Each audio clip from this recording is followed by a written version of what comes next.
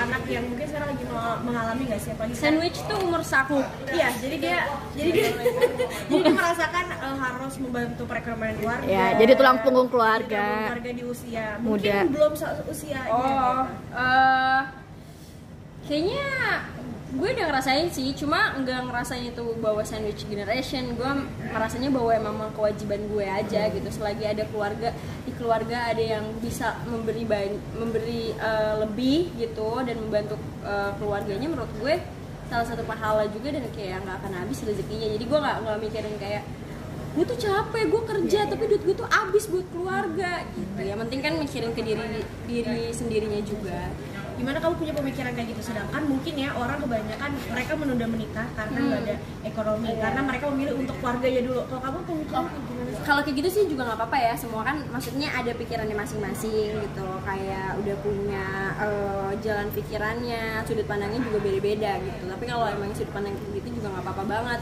Kalau aku sendiri kenapa nggak ngerasa terpush gitu, karena menurut aku keluargaku tuh nggak nge-push itu juga ke aku. Jadi keluargaku juga sangat mensupport dan tidak pernah meminta untuk kayak ini belum bayar nih gini enggak gitu. Jadi itu emang kita sebagai anak-anaknya mama aja yang tahu diri gitu.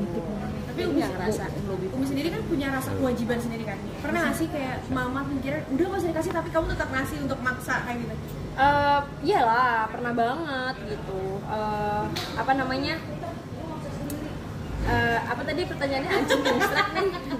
Umi pernah nggak sih kayak misalnya mama nggak minta untuk nggak minta tapi kamu tapi tetap ngasih. Oh iya, tetap ngasih karena menurut aku walaupun mama nggak minta, kalau kesenangannya mama, menurut aku ya ini kalau kesenangannya mama dan senyumnya mama di saat kita ngasih itu kan ngedoain ya. Nah doa itu menurut aku yang tembus sampai terbuka.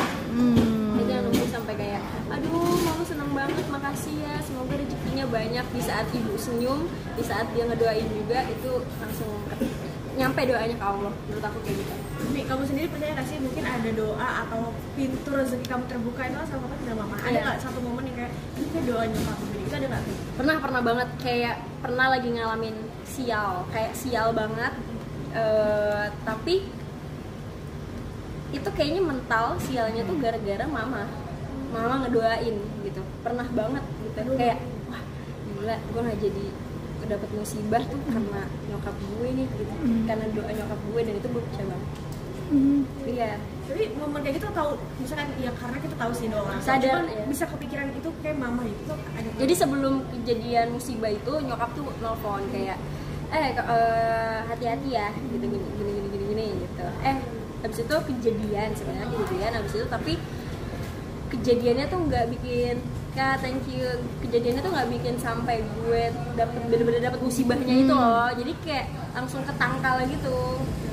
Itu gue ngerasa kayaknya nyokap gue gak tidur ngedoain gue nih di rumah, karena dia udah bilang hati-hati juga. Serem sih.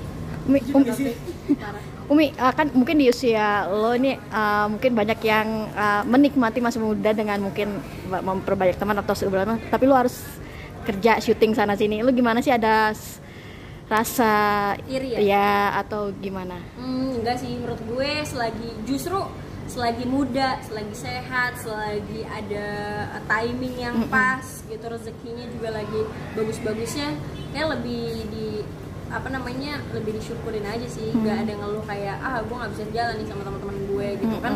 Dan menurut aku ya, kita tuh punya hari tuh sebenarnya banyak. Kalau alhamdulillah dikasih umur panjang sama Tuhan tuh, masih ada hari-hari besok yang bakalan ketemu kok sama teman gitu.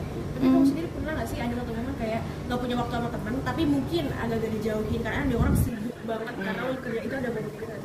Dijauhin sih enggak, cuma kayak pasti mereka ngomong lo nggak bisa tapi kita berempat bisa gitu, kita berlima bisa, lo nggak apa-apa nggak gitu, ya nggak apa-apa gitu.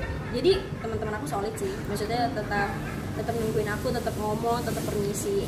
Jadi kamu melihat anak-anak jauh sekarang menjadi penopang keluarga di usianya, mungkin kamu ngeliatnya kayak gimana sih?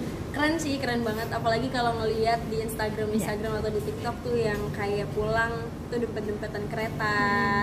Kayak di Manggarai itu udah pasti kayak gue duluan gue udah capek nungguin kereta selanjutnya biar nggak sepi gitu kan. Itu gue kayak appreciate banget.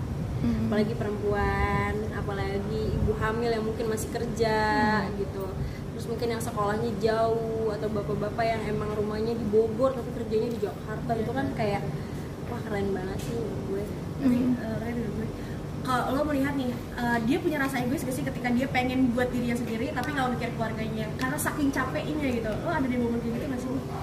Gue pernah punya cerita kayak gitu, bukan gue ya, tapi maksudnya lingkungan gue tuh ada yang kayak gitu, dan gue ngerasa bahwa kayaknya nggak apa-apa deh. Maksudnya dengan lo ngasih ke diri lo kan, dengan itu juga lo mencintai diri lo sendiri kan, nge-treat diri lo. Siapa lagi yang nge-treat diri lo kecuali bukan diri lo sendiri gitu. Kayak kalau udah capek sama keluarga, semua kan ada porsinya, porsi buat keluarga, porsi buat pacar, porsi buat teman, porsi buat diri sendiri, tuh semuanya harus ada porsi masing-masing. Gak bisa yang melulu tentang ini, melulu ini, semuanya harus dikotak-kotakin.